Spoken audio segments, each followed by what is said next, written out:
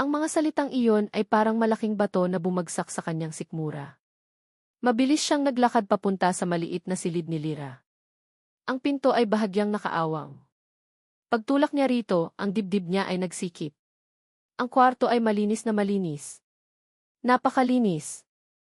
Ang kumot ay maayos na nakatupi. Ang manipis na unan ay nasa lugar nito. Walang damit, walang kahit anong bakas na may taong tumira doon. Maliban sa isang bagay. Sa ibabaw ng unan, isang kapirasong papel. Kinuha niya ito.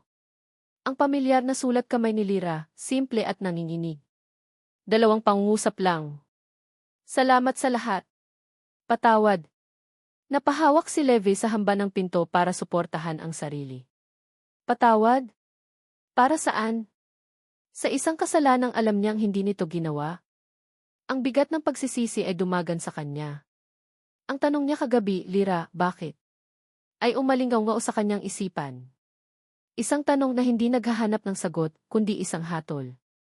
Bumalik siya sa sala, ang sulat ay lukot na sa kanyang kamay. Naabutan niyang umiiyak ng tahimik ang kanyang ina. Hindi ko siya pinaniwalaan, anak, sabi ni Mama Tessie, ang boses ay basag. Hindi ako naniwala ni isang saglit na magagawa niya yon. Pero ang nakita ko sa mga mata niya kagabi, hindi siya takot sa paratang. Takot siyang hindi na natin siya pinagkakatiwalaan. At ang mga mata mo, Levi, ang mga mata mo ang bumatay sa kanya. Ma, hindi ko di. Huwag, Levi, putol ni Mama Tessie, sa unang pagkakataon ay may talim ang boses nito. Tumayo ito at hinarap siya, ang mga mata ay puno ng pait at pagkadismaya. Alam kong mabuti ang puso mo. Pero minsan, hindi sapat ang kabutihan. Minsan, kailangan ng tapang. At kagabi, naging duwag ka. Bawat salita ay isang sampal. Hinayaan mong yurakan ng ibang tao ang isang babaeng walang ginawa kundi ang maging mabuti sa atin. Hinayaan mong sirain siya sa sarili nating pamamahay. Anak, ang pag-ibig, kung ano man yang nararamdaman mo, ipinaglalaban. Hindi iniiwang sugatan para lang takasan ang gulo. Ang mga salita ng kanyang ina ang gumising sa kanya. Ang pagiging key-if nice guy, ang pag-iwas sa komprontasyon, lahat ng iyon ang nagtulak kay Lyra palayo. Ang pagsisisi sa kanyang dibdib ay biglang nag-apoy at naging galit. Good morning, everyone. Isang masiglang boses ang pumasok sa eksena. Si Katrina, bihis na para bang isang normal na araw lang. What's for breakfast? I'm starving. Hinarap siya ni Levi, ang mukha ay malamig na parang yelo. Umalis na si Lyra. Oh, really? Sabi ni Katrina, kunwari inagulat. Well, I guess that's for the best, aminado na siguro sa kasalanan niya. Ikaw, sabi ni Levi, ang boses ay mababa at puno ng panganib. Dahan-dahan siyang lumapit. Ikaw ang may gawa nito, di ba? Tumawa si Katrina. What are you talking about, Levi? Are you blaming me? Nakita ng 2 mata ninyo ang ebidensya. Ang ebidensya na ikaw mismo ang nagtanim, sigaw ni Levi. Inilabas niya ang kanyang cellphone, pasimpleng pinindot ang record button, at ibinulsa itong muli. Ang galing ng plano mo, Kat, ang galing ng pag-arte mo. Pero tapos na. Alam ko na. Wala kang alam, depensa ni Katrina, ang ngiti ay nagsisimula ng maglaho.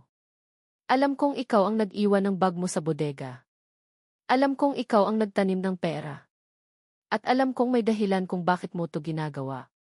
Dahil sa tingin mo, sayo ako. Napag-aari mo ako. Ang pagkakasabi ni Levi noon ang nagpa-trigger kay Katrina. Ang maskara ng pagiging biktima ay biglang gumuho. Lumabas ang tunay na kulay nito, puno ng galit at pagkamuhi. Sigaw nito, ang boses ay matinis at puno ng lason. Ako nga. At dapat lang. Dahil ako dapat ang nandito. Ako ang para sayo. Hindi isang pulubing magnanakaw na kamag-anak ng mga umutang na hindi marunong magbayad. Natigilan si Levi. Kamag-anak ng mga umutang. Anong ibig mong sabihin? Nagtanong-tanong siya sa bayan. Ang tanga niya para isiping hindi ko malalaman, tuloy ni Katrina sa kanyang pagsabog. Pamilya ko ang may-ari ng Sandoval Lending. At yung pamilya ng babaeng iyon? Isa lang sila sa mga pasaway na ayaw magbayad. Deserve nila ang nangyari sa kanila. At deserve niya ang nangyari sa kanya ngayon. lahat ng piraso ay nagkabit-kabit. Ang nakaraan ni Lyra. Ang Sandoval Landing. Ang lahat ng ito ay konektado. At ang ugat ng lahat ng kasamaan ay ang babaeng nasa harap niya. Samantala, sa terminal ng bus, nakaupo si Lyra sa isang sulok, yakap ang maliit niyang bag, hindi niya alam kung saan siya pupunta. Ang tanging alam niya ay kailangan niyang lumayo. Miss, ikaw ba si Lyra Reyes? Tanong ng dalawang lalaking makakapal ang katawan na biglang tumayo sa harap niya. Kinabahan si Lyra. Bakit po? Pinapasundo ka ni Ma'am Katrina, sabi ng isa, at sinubukan siyang hawakan sa braso. Napaurong si Lyra. Hindi. Ayoko. Sa bahay, pagkatapos makuha ang kumpisal, walang sinayang na oras si Leve. Ma, tumawag ka ng pulis, sabi niya bago tumakbo palabas. Alam niya kung saan pupunta si Lyra. Pagdating niya sa terminal, ang eksenang naabutan niya ay ang pilit na paghatak ng dalawang lalaki kay Lyra. Bitawan niyo ako. Tulong, sigaw ni Lyra. Mabilis na bumaba si Levy sa kanyang pick-up, kasabay ng paparating na tunog ng sirena ng pulis. Tumakbo siya palapit, ang mga mata ay nag-aapoy sa galit. Humarang siya sa pagitan ni Lyra at ng mga lalaki. Bitawan niyo siya. Itinaas niya ang kanyang cellphone, ang screen ay nagpapakita ng audio file na kasalukuyang nagpe-play. Ang sigaw at pag-amin ni Katrina ay umalinggaw sa hangin. Ang tunog ng pag-amin ni Katrina mula sa cellphone ni Levy, kasabay ng dumadagundong na sirena ng pulis, ay nagpatigil sa lahat. Ang dalawang lalaking humahatak kay Lyra ay natigilan, ang mga mukha ay puno ng pagkataranta. Si Lyra naman, na nasa likuran ni Levy, ay napahawak sa lailayan ng damit nito, ang mga mata ay nanlalaki habang pinapakinggan ang katotohanang isinisigaw. Mabilis na dumating ang mga pulis. Sa tulong ng recording ni Levy at ng testimonya ni Lyra, ang dalawang lalaki ay agad na dinakip. Hindi nagtagal, si Katrina mismo ay isinailalim sa investigasyon para sa mga kasong paninirang puri, pagnanakaw at harassment. Ang imperyo ng kasinungalingan na kanyang itinayo ay gumuho sa isang iglap. Sa police station, habang nagbibigay ng kanyang salaysay si Lyra, nagkaroon sila ng huling pagkikita. Si Katrina, nadadaan sa kanyang harapan kasama ang mga pulis, ay huminto. Wala na ang yabang, wala na ang kumpiyansa. Ang natira ay isang babaeng talunan, ang mga mata ay puno ng galit at pait. Masaya ka na, mapait na tanong ni Katrina. Sinira mo ang lahat. Tinitigan siya ni Lyra, ngunit sa pagkakataong ito, wala nang takot sa kanyang mga mata. Wala na ring galit. Ang tanging naroon ay isang malalim na awa. Hindi kita sinira, Katrina, mahinang sagot ni Lyra. Sinira mo ang sarili mo. Pagkatapos noon, umalis na sila. Ang bigat na matagal ng pasa ni Lyra, ang takot, ang pagtatago, ang pakiramdam na siya ang may kasalanan, ay unti-unting naglaho na parang usok na hinipan ng hangin. Sa wakas, malaya na siya. Tahimik sila ni Leve habang naglalakbay pabalik sa San Isidro. Ang katahimikan ngayon ay hindi na mabigat, kundi puno ng mga salitang hindi pa masabi. Itinigil ni Levy ang pick-up sa dalampasigan, kung saan ang tunog ng mga alon ay tila naghugas sa lahat ng sakit. Sabay silang bumaba at naglakad sa buhanginan. Ang papalubog na araw ay nagpinta ng kulay kahel at lila sa kalangitan. Lyra, basag ni Levy sa katahimikan. Huminto siya at hinarap ito. Ang mga mata niya ay puno ng isang emosyon na matagal na niyang itinatago sa likod ng pag-aalinlangan, pagsisisi. Patawarin mo ako, sabi niya, ang boses ay nanginginig. Patawarin mo ako dahil naging duwag ako. Dahil hinayaan kong saktan ka nila. Dahil hindi kita pinaniwalaan kaagad. Dahil sa tanong kong iyon. Yung tanong na sumira sa lahat. Tumingin si Lyra sa kanya, at sa unang pagkakataon sa loob ng maraming araw, isang maliit na ngiti ang sumilay sa kanyang mga labi. Isang ngiting malungkot ngunit totoo. Pareho tayong natakot, Leve, sabi niya. Ako, natakot akong hindi mo ako paniniwalaan. Ikaw, natakot kang harapin ang gulo. Pero tapos na iyon. Lumapit siya kay Levi. Salamat, bulong niya. Salamat dahil kahit huli na, bumalik ka. Ipinaglaban mo ako. Sa mga salitang iyon, ang huling pader sa pagitan nila ay tuluyang gumuho. Inabot ni Levy ang kamay ni Lyra at mahigpit itong hinawakan. Hindi na niya ito bibitawan pa. Pagbalik nila sa bahay, sinalubong sila ng isang mahigpit na yakap mula kay Mama Tessie. Ang mga mata nito ay puno ng luha ng kaligayahan. Salamat sa Diyos at bumalik ka, iha, sabi nito kay Lira. Ang bahay na ito ay hindi nabuo kung wala ka. Ang titindahan ni Mama Tessie ay muling nagkaroon ng buhay. Ngunit ngayon, si Lira ay hindi na lamang isang katulong. Ang bawat kilos niya ay may kasamang ngiti, ang bawat sagot niya sa customer ay may kasamang sigla. Nakikipagbiruan na siya kay Mama Tessie. Nakikipag-asaran na siya kay Levi. Isang hapon, habang nag-aayos sila ng mga bagong dating na paninda, nagpatugtog si Levi ng isang lumang kanta sa radyo. Kahit anong mangyari, ang pag-ibig ko'y sa'yo pa rin. Nagkatinginan sila sa gitna ng mga dilata at sako ng bigas. Walang nagsalita. Ngunit sa mga tingin na iyon, lahat ng pangako ay binuo. Lahat ng pagmamahal ay ipinadama. Lumapit si Levi kay Lira. Dahan-dahan, na parang nagpapaalam, hinaplos niya ang pisngi nito. At sa ilalim ng dim na ilaw ng tindahan, sa saliw ng isang lumang kanta ng pag-ibig, dahan-dahan niyang inilapit ang kanyang mga labi sa mga labi nito. Ang halik ay malambot, puno ng pasasalamat, puno ng pangako, at puno ng isang bagong simula. Ito ang halik na nagpatunay na ang halaga ng isang tao ay hindi nasusukat sa kanyang nakaraan o sa laman ng kanyang bulsa. Ito ay nasusukat sa kabutihan ng kanyang puso at sa kakayahang magmahal ng walang hinihintay na kapalit. Habang papalubog ang araw sa labas ng tindahan sa San Isidro, isang malakas na tunog ang umalinggaw sa buong bayan, ang pagtunog ng kampana ng simbahan na hudyat ng pagdarasal. Naghiwalay ang kanilang mga labi. Nagkatinginan sila. Si Lira, ang babaeng minsang kumain ng pagkain ng aso dahil sa gutom, at si Levi, ang lalaking nagbigay sa kanya ng pagkain, ng tahanan at ng pag-ibig. Sabay silang umiti.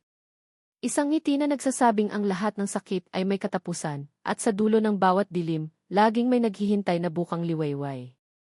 Ang kanilang kwento ay ngayon palang nagsisimula. At dito nagtatapos ang kwento ni Lira at Levi. Maraming salamat sa inyong walang sawang pagsubaybay sa bawat kabanata ng kanilang buhay. Mula sa madilim na gabi sa gitna ng ulan, hanggang sa maningning na pag-asa sa ilalim ng araw ng San Isidro, naramdaman ko ang inyong presensya sa bawat salitang aking isinulat. Ang pagsulat ng kwentong ito ay isang paglalakbay din para sa akin. Isang paalala na sa mundo nating puno ng pagsubok, ang kabutihan ay palaging naghahanap ng paraan upang manalo. Ito ay isang paalala na ang tunay na halaga ng isang tao ay hindi kailanman masusukat ng kanyang nakaraan o ng mga pagkakamaling kanyang nagawa, kundi ng kakayahan niyang bumangon, magpatawad at magmahal muli. Sana, ang kwento ni Lira at Levi ay nag-iwan sa inyo ng isang aral, na ang bawat isa sa atin, gaano man tayo nasaktan o nadapa, ay karapat-dapat sa pangalawang pagkakataon. Karapat-dapat sa pag-ibig na nagpapagaling at sa isang tahanan na tinatawag nating pamilya. Muli, mula sa kaibuturan ng aking puso, maraming salamat po. Hanggang sa ating susunod na pagkikita sa panibagong kwento ng pag-ibig at pag-asa. Kung mayroon kayong saloobin o aral na napulot sa kwentong ito, huwag po kayong mag-atubiling ibahagi ito sa comment section. Nais ko pong marinig ang inyong mga tinig. Dalawang salita ang paulit-ulit na tumatakbo sa isip ni Lira habang nakaluhod siya sa putikan, pagkain ng aso. Ang bawat patak ng malakas na ulan ay tila isang malupit na paalala ng kanyang kalagayan. Malamig. Bumabagsak. Walang awang humahampas sa kanyang likod. Ilang araw na siyang walang matinong kain, at ngayon, ang kumakalam niyang sikmura ay hindi na kayang magsinungaling. Sa harap niya, sa ilalim ng maliit na silong ng isang malaking bahay na may pader na bato, ay isang metal na mangkok. Ang amoy ng laman loob na hinaluan ng kanin ay sumusuot sa kanyang ilong, isang amoy na para sa iba ay pandidirihan, pero para sa kanya ngayon ay amoy ng langit. Nanginginig ang kanyang mga kamay, hindi lang dahil sa ginaw, kundi dahil sa matinding hiya na gumagapang sa kanyang buong pagkatao. Napapikit siya ng mariin. Sa dilim ng kanyang isipan, isang imahe ang biglang lumitaw, ang kanyang tia Elena, payat, uubo-ubo, hawak ang isang lukot na piraso ng papel. Isang resibo. Malinaw pa sa kanyang alaala ang pangalang nakasulat doon sa itaas, na parang tatak ng demonyo, Sandoval Lending Corporation. Pasensya ka na, Lira, apo, bulong ng alaala ng kanyang tiya, ang mga mata nito'y puno ng pagsisisi. Hindi ko sinasadya. Isang butil ng luha ang kumawala mula sa mata ni Lira, humalo sa tubig ulan na bumabasa sa kanyang pisngi. Ang hiyang nararamdaman niya ay agad na natabunan ng isang mas matinding puwersa, gutom. Ang gutom na nagbubulag sa tama at mali.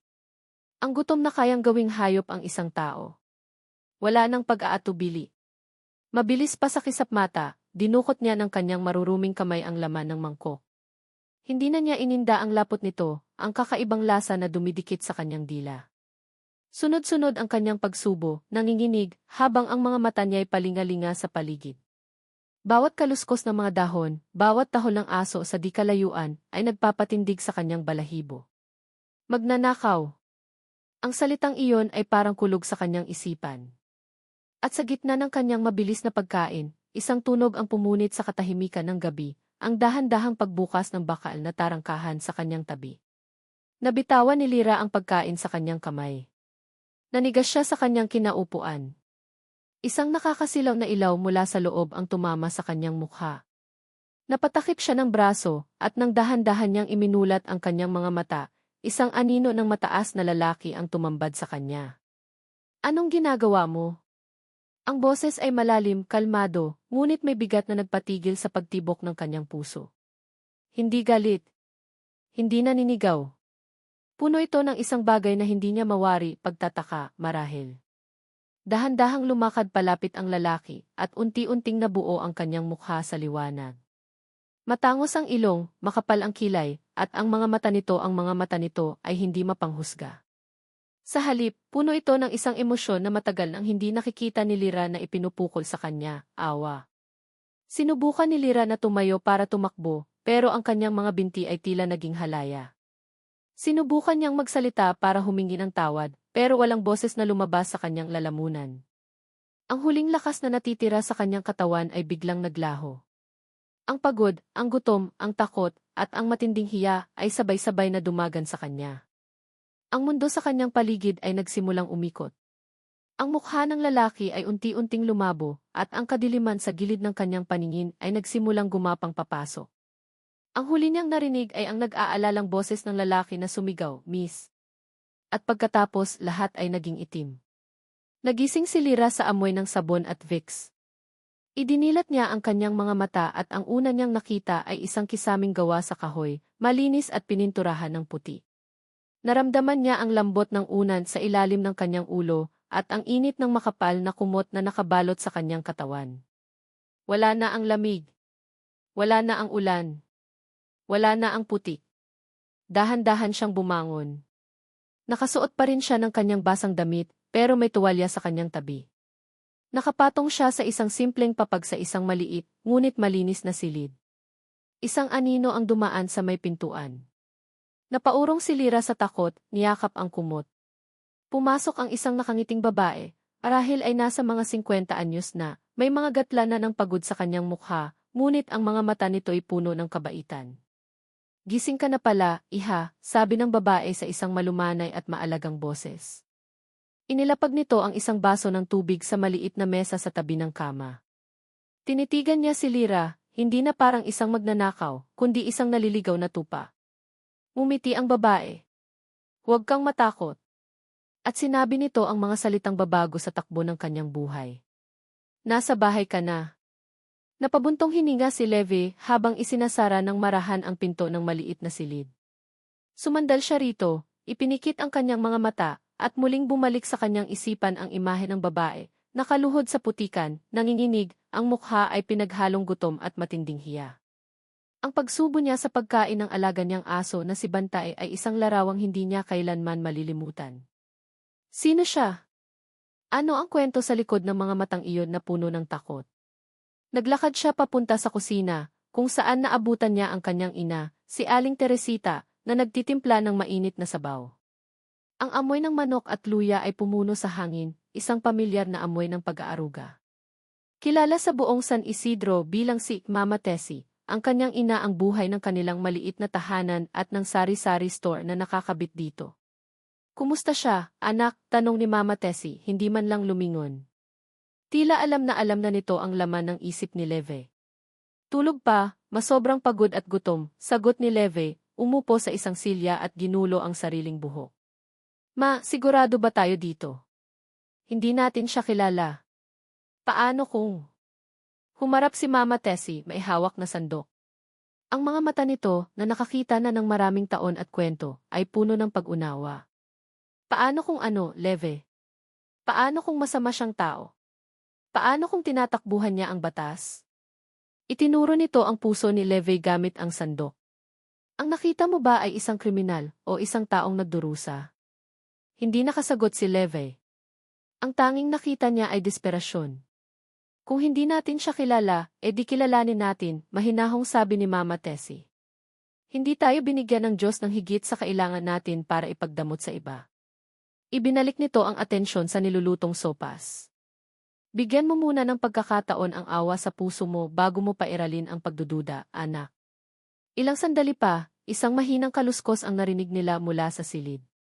Nagkatinginan ang mag-ina.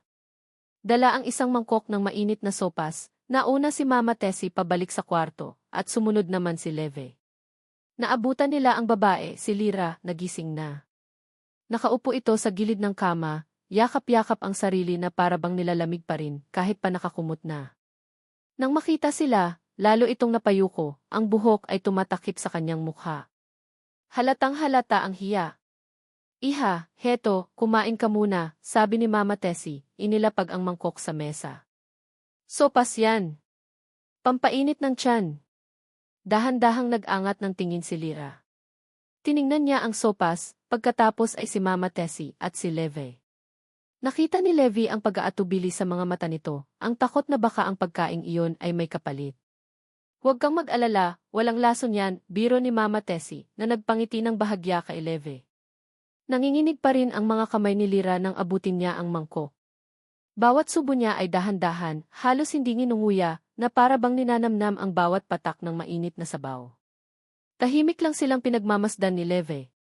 Sa bawat subo ng dalaga, tila nababawasan ang bigat sa dibdib niya.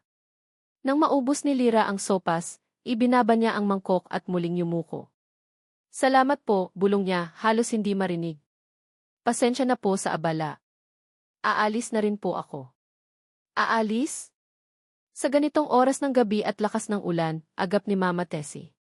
Umupo ito sa tabi ni Lyra. Saan ka pupunta? Hindi sumagot si Lyra. Ang katahimikan nito ay isang sagot na mismo. Wala kang matutuluyan, di ba? Mahinahong tanong ni Mama Tessie. Tumango lang ang dalaga. Kung ganoon, dito ka na muna. Pansamantala. Biglang nag-angat ng mukha si Lyra, gulat na gulat. Inaku, hindi po. Nakakahiya po. Isa po akong di. Humina ang kanyang boses, tila nahirapang sabihin ang salita. Isa po akong magnanakaw. Ngumiti si Mama Tessie at hinawakan ang kamay ni Lyra. Ang ngiti nito ay puno ng init at walang bahid ng panghuhusga. Hindi magnanakaw ang taong nagugutom, iha. Biktima siya. Para kay Levy, ang mga salitang iyon ng kanyang ina ay parang isang susi na nagbukas ng isang bagay sa loob ni Lyra. Nakita niya ang unti-unting pagluwag ng tensyon sa mga balikat nito. Ang mga matang laging nakayuko ay dahan-dahang nagkaroon ng kislap. Para hindi ka mahiya, dagdag ni Mama Tessie, pwede mo akong tulungan sa tindahan. Maliit lang ang sweldo, pero mailibreng pagkain ka at matutuluyan. Ano, payag ka? Sa unang pagkakataon mula nang makita siya ni Levy, isang maliit, halos hindi kapansin-pansin ang ngiti ang sumilay sa mga labi ni Lyra. Isang ngiti na nagsasabing, sa wakas, may pag-asa. Tumango ito, at 2 butil ng luha ang pumatak mula sa kanyang mga mata, ngunit sa pagkakataong ito, hindi na ito luha ng pait, kundi luha ng pasasalamat. Makalipas ang ilang araw, unti-unting nagkaroon ng buhay ang tindahan. Masipag si Lyra, mabilis matuto at magalang sa mga customer. Habang nag-aayos siya ng mga dilata sa estante isang hapon, naglilinis naman si Levi ng sahig sa di kalayuan. Ang katahimikan ay komportable, napupuno lang ng tunog ng radyo at ng mga dumadaang sasakyan. Biglang tumunog ang cellphone ni Levi na nakapatong sa counter. Pinunasan niya ang kanyang kamay at sinagot ito. Hello! Narinig ni Lyra ang pagbabago sa tono ng boses ni Levi. Mula sa pagiging kaswal, naging medyo formal ito, na maihalong pag-iingat. Katrina! Napatawag ka? Sa pagkarinig sa pangalang iyon, natigilan si Lyra sa kanyang ginagawa. Ang lata ng sardinas na hawak niya ay biglang bumigat. Hindi niya alam kung bakit, ngunit ang pangalang iyon, Katrina, ay nagdulot ng kakaibang kaba sa kanyang dibdib, isang malamig na agos na gumapang sa kanyang likuran. Na tila isang anino na biglang tumakip sa munting liwanag na kasisimula pa lang niyang maramdaman. Lumipas ang mga araw na tila banayad na agos ng ilog sa San Isidro. Para kay Lyra, bawat umaga ay isang himala.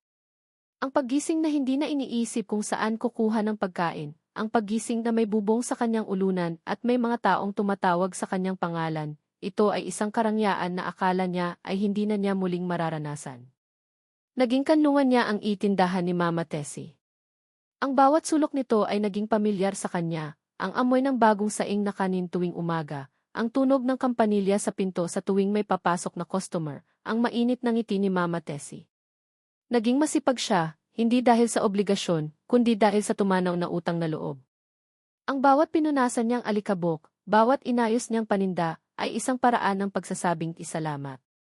Isang hapon, habang abala siya sa paglilista ng mga benta sa isang lumang kwaderno, pumasok si Leve mula sa kanyang klinik sa likod bahay.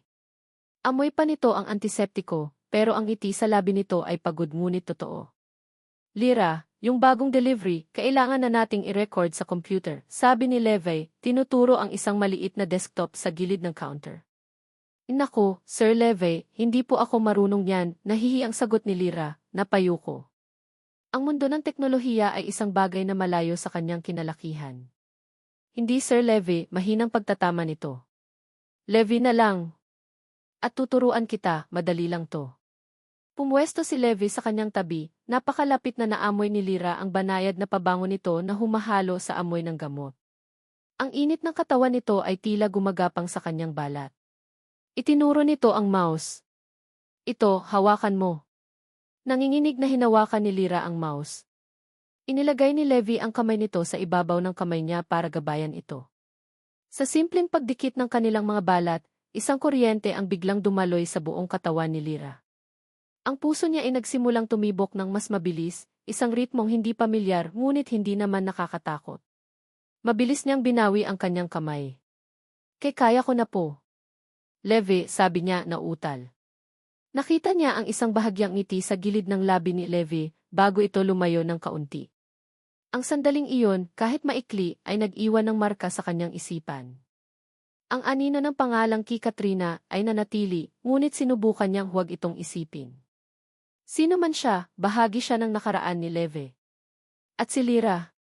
Siya ay nasa kasalukuyan lang. Isang pansamantalang anino. Isang araw, isang mataray na customer, si Aling Sean, ang pumasok sa tindahan. Kilala ito sa buong bayan sa pagiging reklamador. Pabili nga ng suka. At bakit ang dumi ng sahig ninyo? Baka madulas ako dito, sigaw nito, kahit nakakapunas lang ni Lyra ng sahig. Pasensya na po, Aling Sean, mahinahong sabi ni Lyra, inaabot ang bote ng suka. At ikaw? Bago ka dito, no? Siguraduhin mong tama ang sukli mo, ha? Mahirap na, baka madukutan pa ako. Bago pa makasagot si Lyra, isang boses ang narinig niya mula sa likuran. May problema po ba dito, Aling Sean? Si Leve, nakatayo sa may pinto ng klinik, ang mga braso ay nakakrus sa dibdib. Ang kaninang kalmadong mukha ay bahagyang seryoso. Si Lyra po ay mapagkakatiwalaan. Kung mayroon po kayong problema sa kanya, sa akin niyo po sabihin. Natigilan si Aling Sean. O wala naman. Nagsasabi lang, sabi nito bago padabog na umalis. Nang silang dalawa na lang ulit, lumingon si Leve kay Lyra. Okay ka lang? Tumango lang si Lyra, ngunit sa loob niya, isang kakaibang init ang kanyang naramdaman. Ang pakiramdam na may nagtatanggol sa kanya. Ang pakiramdam na may halaga siya. Gabi. Tapos na silang maghapunan at nagkakape sina Leve at Mama Tessie sa labas ng tindahan. Si Lyra naman ay nag-aayos na para matulog nang tawagin siya ni Leve. Lyra, halika muna, upo ka, alok nito. Naupo si Lyra sa isang kahoy na bangko, ilang pulgada ang layo mula kay Leve. Ang simoy ng hangin ay malamig, ngunit ang katahimikan sa pagitan nila ay komportable. Hindi ka pa rin nagkukwento tungkol sa'yo, basag ni Leve sa katahimikan. Tungkol sa pamilya mo. Napayo ko si Lyra, pinaglaruan ang lailayan ng kanyang damit. Wala na po akong pamilya. Tita ko na lang po ang kasama ko, pero wala na rin po siya. Nakita ni Lyra ang lungkot sa mga mata ni Levi. I'm sorry to hear that. Hindi na ito nagtanong pa. Iginalang nito ang kanyang katahimikan. Salamat sa